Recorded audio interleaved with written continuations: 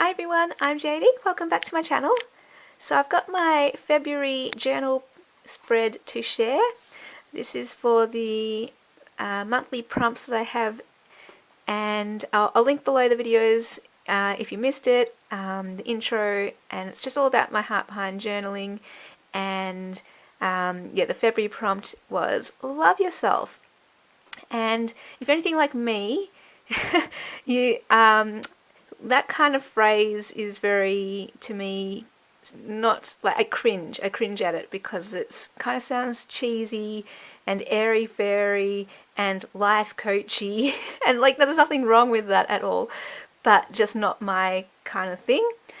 But when I went through my depression and anxiety journey a few years ago, I just kind of saw, like, I know it's already important, you know, love yourself, but I just saw in a real tangible way how important it was and how I guess that overrides my cringiness at that phrase, if that makes sense. Now I see it more as it's not an airy fairy thing, it's a really deep gritty thing, like a holding on to dear life in some cases way, like a fight for survival in a way. And that isn't airy fairy at all, it isn't cheesy at all, it's real deep and it's got grit to it. So yeah, and also for me, I would never really share anything like that kind of phrase because I think it's cheesy, unless it was from the heart, you know, so it's very heartfelt for me, it's very from a place of real meaning and depth, I suppose. So yeah, anyway, my page spread, let me explain what I've done and the story behind it. It kind of goes over 2 pages and a half, I suppose, and a bit in the middle. And my prompt was, yeah, try and think of ways to love yourself, I suppose, or what that means to you, how you can live that in your life, I suppose, because it's not just a journal. These challenges and the prompts, they're not just do a page spread, make it look pretty, and then forget about it. It's actually, I'm hoping with journaling and these challenges that it's going to help you in your life, that it will be something you can take into the rest of your year, into your days, and impact your life. So whatever you're journaling on, for me, like I spend time thinking about it, reflecting, and really working out what kind of thing I want to take in to the rest of my life and have affect my days and behavior, I suppose. Anyway, I'm going to be doing a lot of rambling in this video. So the reason I came up with Love Yourself was because at the time I had fallen into a bit of an old pattern, I suppose, and if you can relate to this, I'm sure there's plenty who can relate to this, where you just have that self-talk that pulls you down, basically. Things that the words that you say to yourself, that your thoughts just say things like, you're no good, what's the one, like, you're the worst person alive, you're the worst person in the world, all those kind of things that just tear you down and leave you feeling, you know, not great about yourself. And yeah, it's been like, I think everyone kind of has a struggle with that to some extent. And when I went through my depression and anxiety journey, that went to a whole new level, those thoughts. And it was as if every single moment of the day, every single second, my thoughts were just tearing into myself, saying, you're no good, you're worthless, you're horrible, you know, all this stuff. And yeah, that's not a fun existence when you're living with all those words thrown at you. And I had to learn, like, for my survival at that time, I had to learn to literally change my thinking. And again, it sounds so cheesy and airy-fairy, but it was literally for my own survival that I just had to do something. And what I did was replaced the negative thought or the lie, because our thoughts aren't actually true necessarily, they're just opinions. And that was something that I had to work through. This is like my toolkit, my mental health toolkit that I got through that journey. Was that, yeah, when you have those thoughts, you can really fuse with them and believe them, think they're important, and yeah, you just focus all your energy and all of that onto those thoughts, when actually they don't deserve any of your time or thought or energy, because they're not true. So I had to really get intentional and, you know, use effort to change my thoughts. So anytime that I said, you're the worst person alive, I had to go, no, that's not true. I'm just thinking I'm the worst person alive. That's just a thought. I'm not the worst person alive. And I mean, it was that basic that I had to pull myself up. Otherwise, I just kept going spiraling down, and just the cycle of thoughts kept going over and over and over again. And so I needed to do that. Yeah, so that is one of those things, yeah, that I've got in my toolkit, and anytime it comes up again where I might, you know, tear into myself with my thoughts, I will draw on that toolkit, and I'm usually like pretty good, straight on the ball. Like straight away I can be like, all right, no, that's a thought, it's not truth, and I can overcome it or battle it and resist it, I suppose. But sometimes I suppose you can get into a place where you either forget your toolkit, or just life happens, or I don't know, you can just, yeah, trivial things, I suppose. Like something could happen and you say something silly, and then you just think the worst of yourself because you said something silly, or I don't know, or you start worrying what people think about you, and you start comparing yourself to others and all that kind of stuff. And sometimes you can just get in this really funk, trapped in those thoughts. And I had this moment, I suppose, where I was kind of back there, not to the worst extent, like when I went through that depression, anxiety, but just enough to pull me up and go, hang on a minute, you got to stop this now. You can't just keep doing this. And so I got this insight that, yeah, we can't control how life or people will treat us.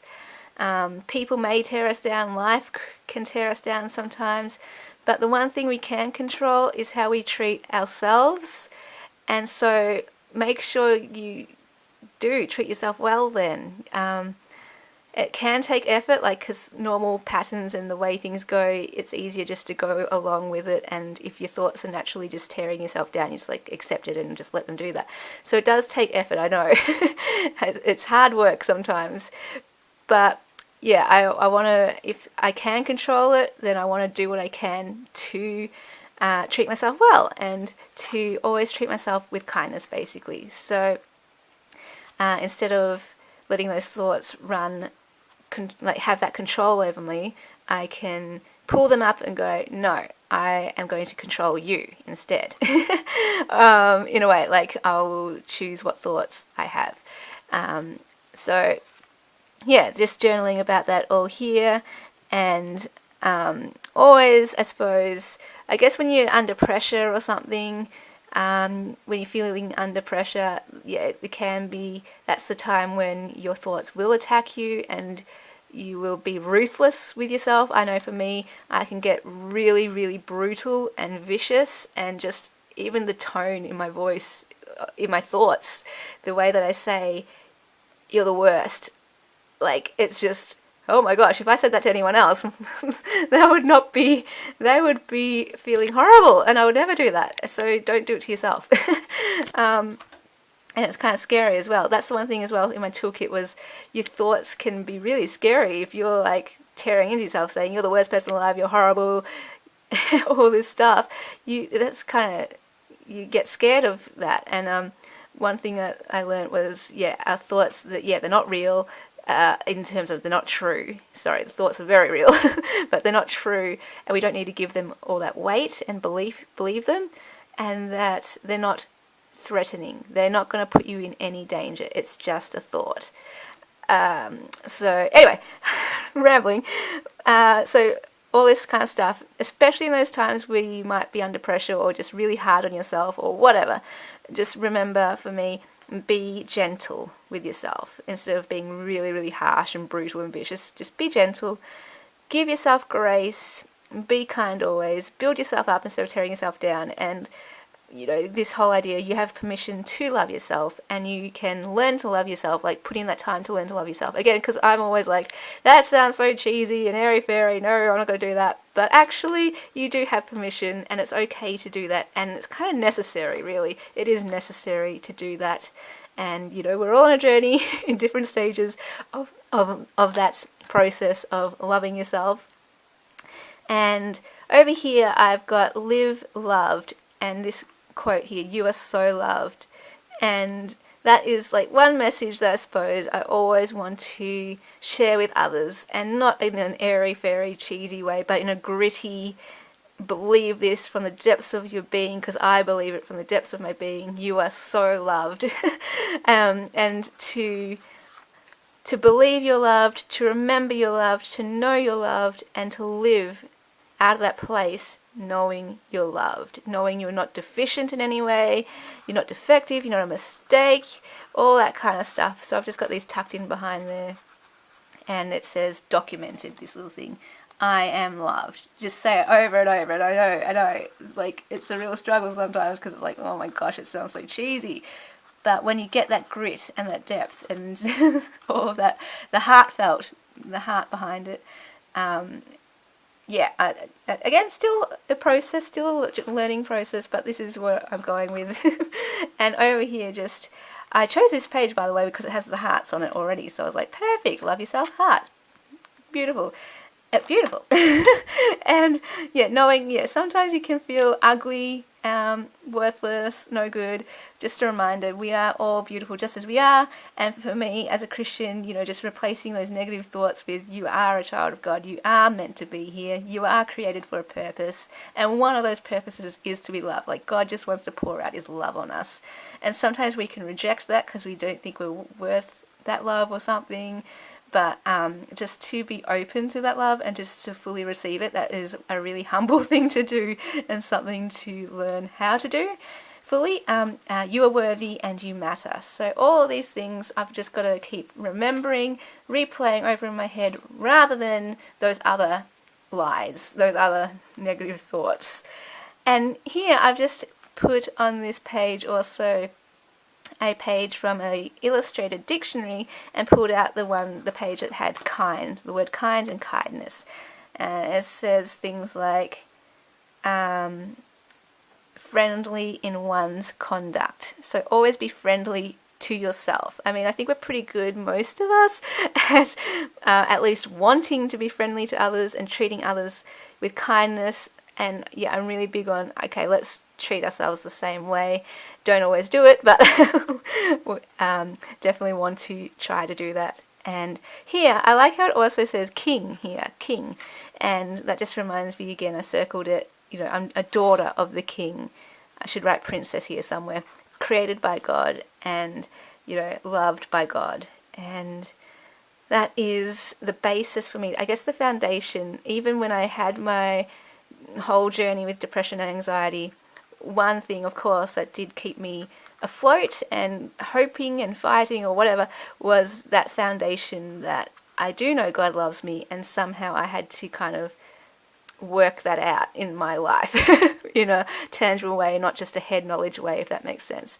And also building my toolkit and everything. But without that foundation first, I suppose, I guess that was the thing I could stand on first when all else felt like, you know, you're sinking down in a hole.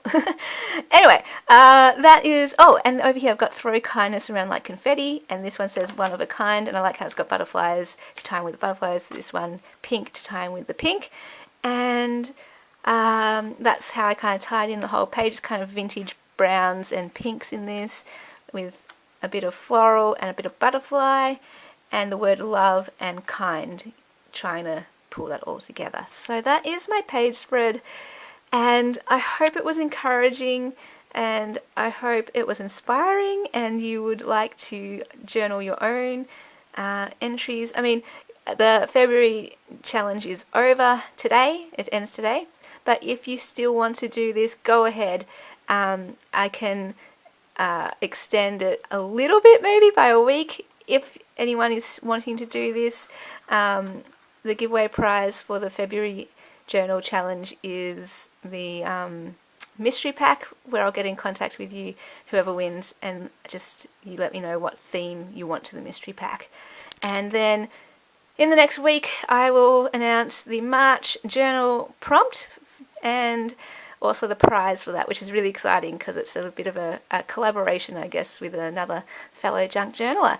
And oh yes, I'll put the link below, like I said, to all the videos so you can know what this challenge is about and all that, and the link to Willow Bound Journals Facebook group if you would like to see everyone's journal entries that have come through and if you would like to enter yourself. So that is it for this video, and let me know what you think. If you can relate to this, feel free to share your story. Yeah, that's my little quote is share your story because you never know who needs to hear it. So all good. I will see you guys later. Bye.